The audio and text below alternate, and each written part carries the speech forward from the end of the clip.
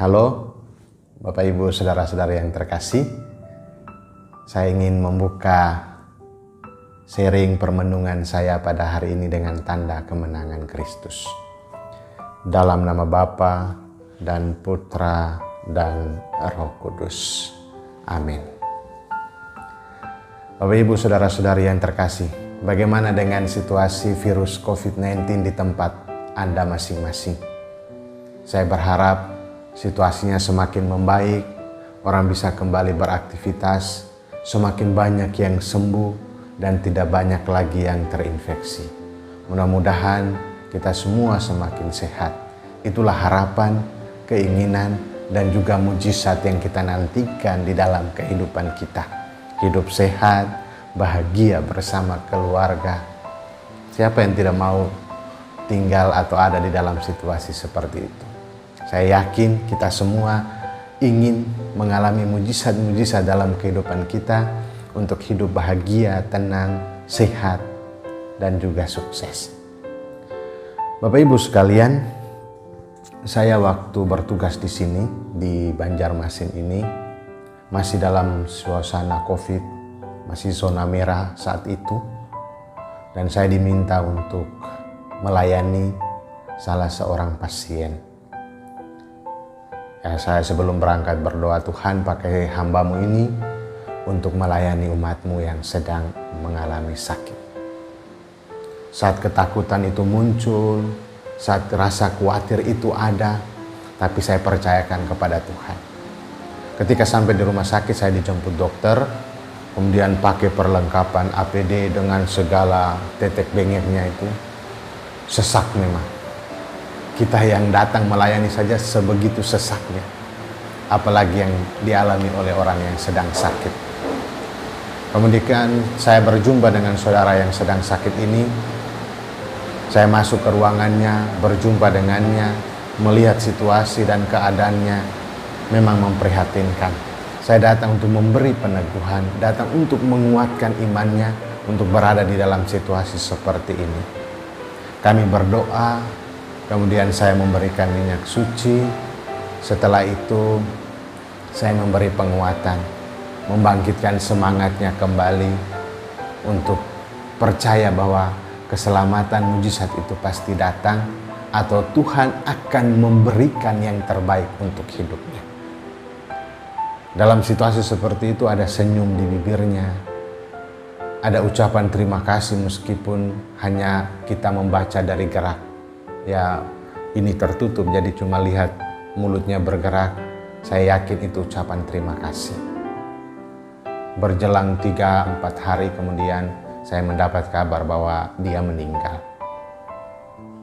Dalam situasi susah dan sulit, dalam situasi kritis, dalam situasi ia merasa sendirian, Tuhan hadir lewat sakramennya untuk menguatkan dia, untuk memberi kepastian bahwa keselamatan hidupnya pasti akan ada.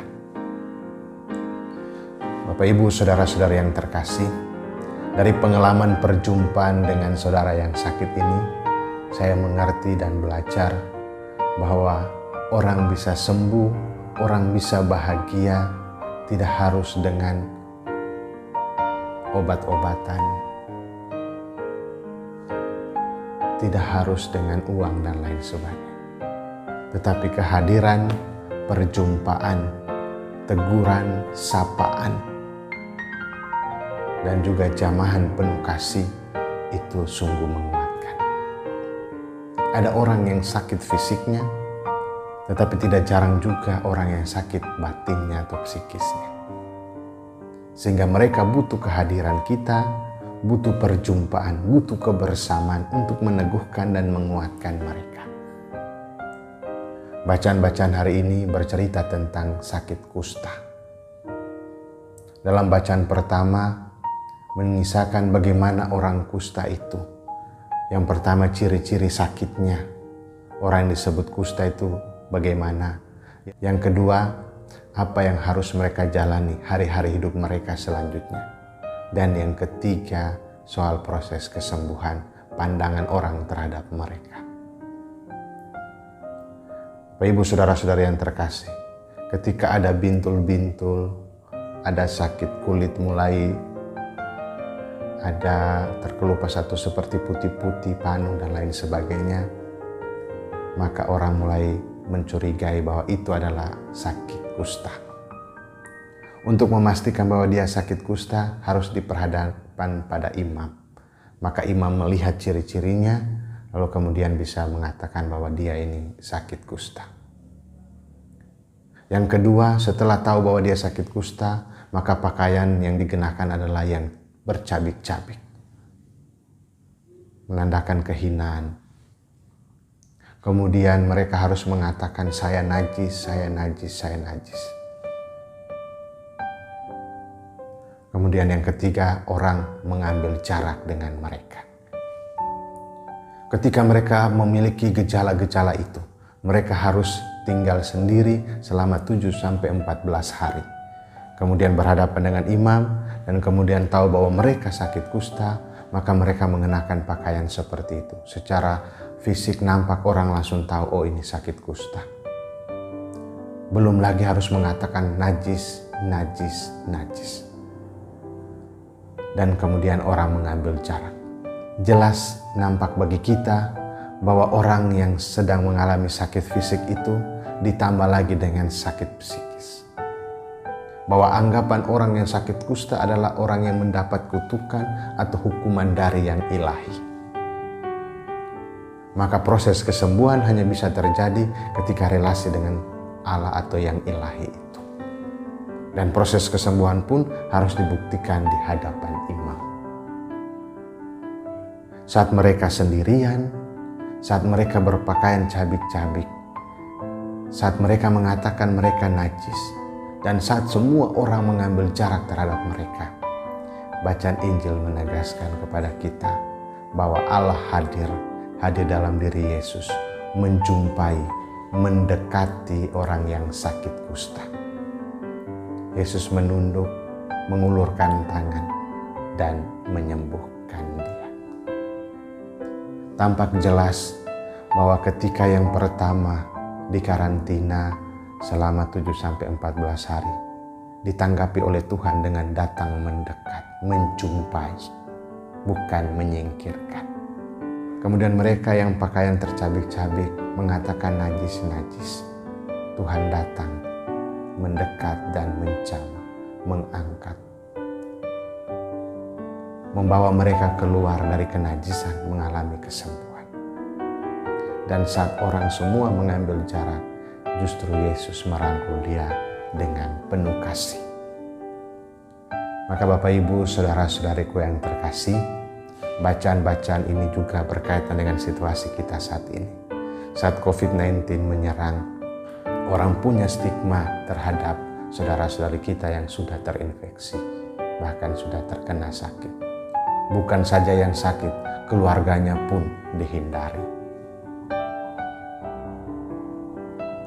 7-14 hari karantina sampai dibuktikan bahwa benar-benar dia sakit.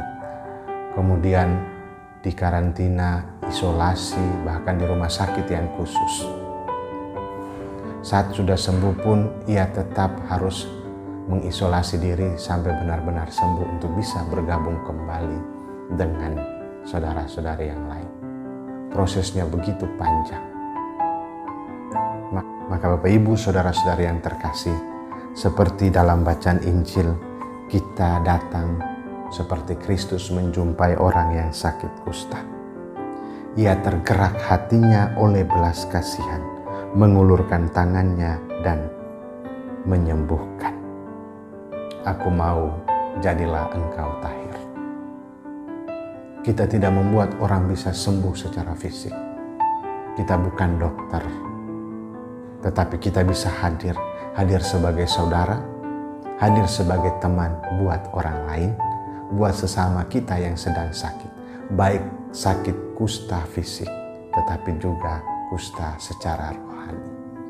Yakni merasa sendirian, merasa ditinggalkan, merasa down, merasa kecil. Kita hadir untuk mengangkat mereka, mengulurkan tangan kita lewat kata-kata peneguhan. Hadir dalam perjumpaan-perjumpaan agar mereka tidak merasa sendirian. Mari kita datang untuk menjumpai saudara-saudari kita, sebagaimana pesan Paus pada hari orang sakit sedunia. Akulah gurumu dan kita semua adalah saudara. Sebagai saudara, maka kita hadir untuk menyembuhkan, bukan menyakiti.